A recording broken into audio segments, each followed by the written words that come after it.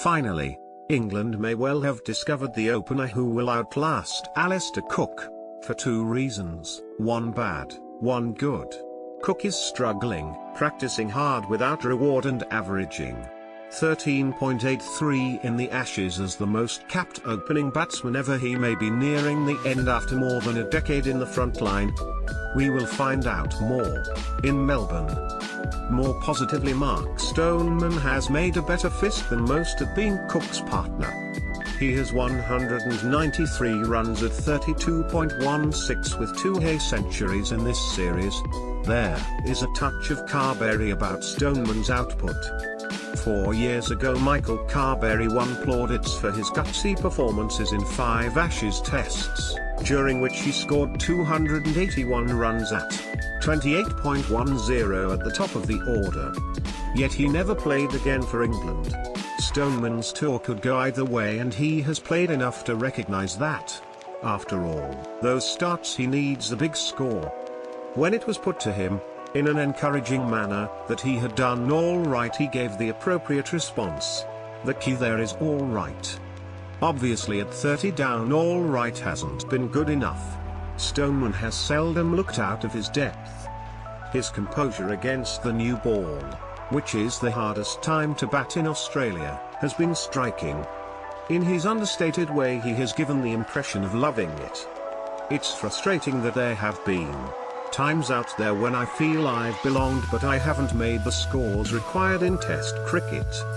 We've made 50s and they've made 100s in the first 2 games, and in Perth we made 100s and they made double hundreds.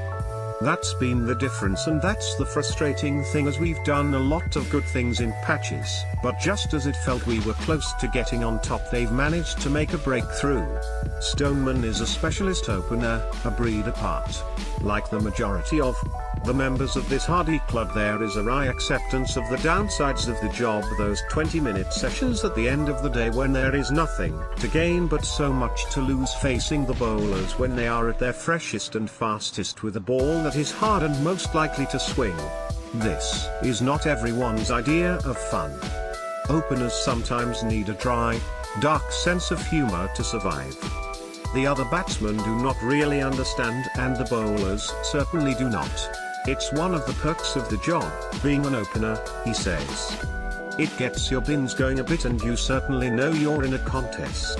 This is certainly the case when playing the current Australia side, since all 3 of their pace bowlers are quick. This is apparently official.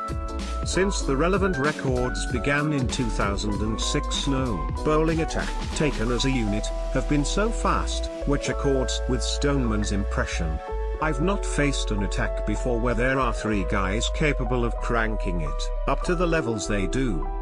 For Stoneman this seems a matter of fact rather than alarm.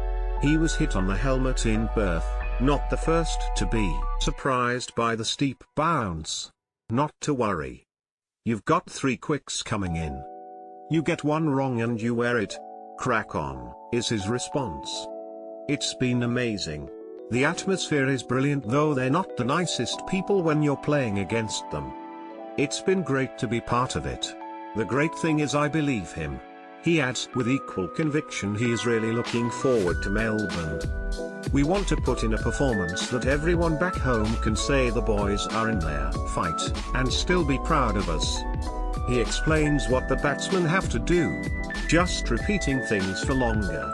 You look at Steve Smith and he just kept repeating what he did. Any plan we had, he worked out how he was going to counter it or absorb it. He's shown levels of patience and good attacking instincts, and he just repeats. Simple,